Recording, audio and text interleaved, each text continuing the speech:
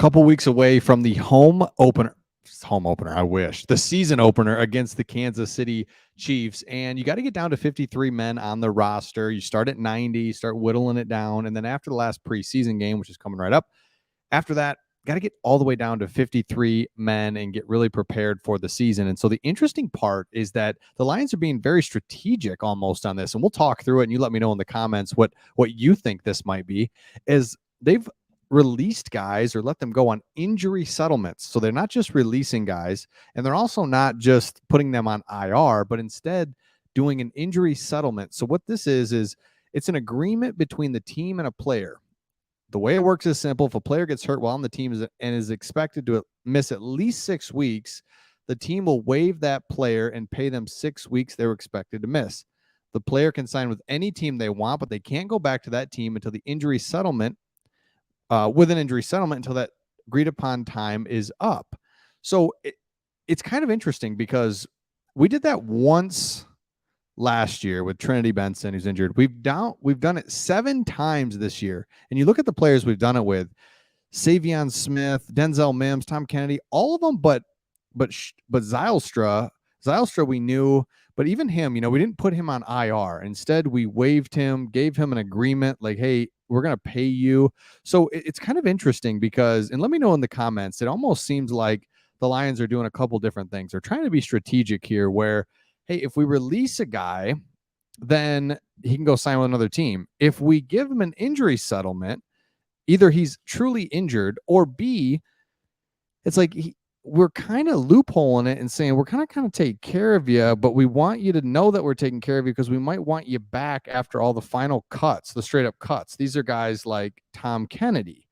Hey, man, we're going to cut you because you're injured, or you're not doing, but we don't want you to go anywhere. We're taking care of you for 4 weeks, 6 weeks, whatever. We're going to get you back when you're healthy and you'll be on our practice squad or whatever, right? Because some of these guys, even the Denzel Mims one was weird, where it's all of a sudden he's like injured and he's gone. So there's a couple other questions. Do Lions have an injury issue? This article, I don't think that's the case. I think this is normal wear and tear, but I think we're trying to be strategic and a little different, being like, hey, there's a loophole in this injury settlement where we can take care of our guys and then possibly re-sign them, or they're not going to go somewhere else. We're not going to put them on IR where the season's just completely lost.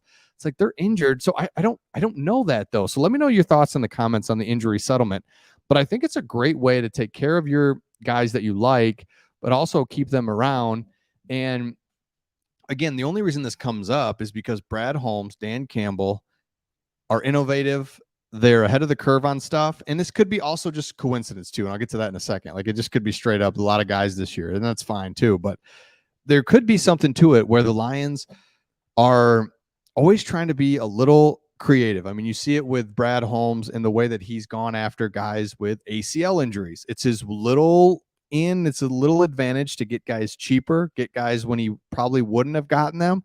They have an ACL injury. Maybe they sit out 6 games, a year, whatever it might be for all these guys. James Mitchell, obviously, what's his name? Jameson Williams. And then you've got the Mosley. There's a few guys that we've gotten with injuries because we were able to get them a little cheaper. So again, he's always looking for this little avenue to maybe do some things. So that could be it. Or it could be we literally just have guys that are injury settlement candidates 100%, where it's like, we're not going to release you, just straight up release you. We're going to take care of you a little bit. And then we also not just going to IR you either, because your injury is not that bad where you could actually come back week 2, 3, 4. Maybe you can go to another team, but we're not just straight up releasing you. It's unfortunate injury settlement type of thing. So let me know your thoughts in the comments on this. And I'm just curious how that'll work. So all these injuries seem minor so far. All these guys expect to be able to play football in 2023. That's it. It's minor stuff if they find a team to go to. Some of them could be back in Detroit. It's just strange to see so many injury settlements in essentially 1 month. There's been 13 injury settlements in the league since camp started, and the Lions have half of them. So that gives you perspective. It's not just happening all over the place. What does this mean for the future? Well, it might be cause concern that the injury bug could bite the Lions again. That's not it. It's not an injury bug or something you catch. I mean, it's fine. They managed to keep most of their starters healthy apart from some bumps and bruises that should keep anyone from the season opener. Can they do it once the season gets going?